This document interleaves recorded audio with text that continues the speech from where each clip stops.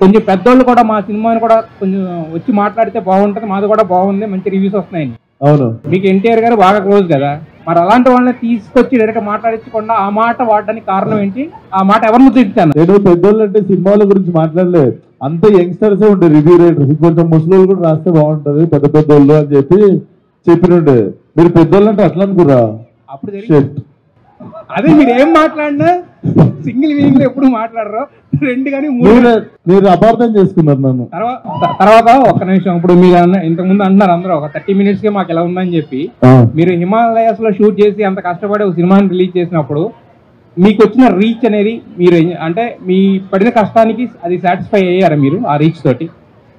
Sir నేను ఈ cinema start చేసినప్పుడు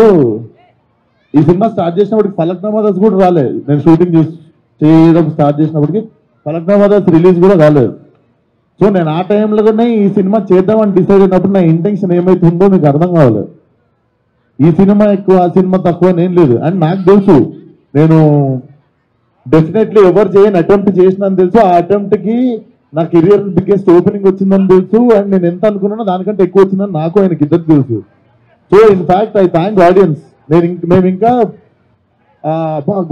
గొప్ప సినిమా తీసిర్రు అని నాకు ఆయనకు మంచిగా అవార్డులు ఇచ్చి ఏదో మంచి పొగడతలు ఇచ్చి కలెక్షన్లు రావు. యూజువల్లీ అదే జరుగుతుంది మనం కొన్ని సినిమాలు చూసినప్పుడు, అదే జరుగుద్దేమో అని భయపడ్డాం. సో అది మాత్రం జరగలేదు. And we are already successful. మేము ఆ మాత్రం ఉంటే చాలు అనుకున్న టైంలో దీన్ని కెరీర్లోనే బిగ్గెస్ట్ ఓపెనింగ్ ఇచ్చారు ఆడియన్స్.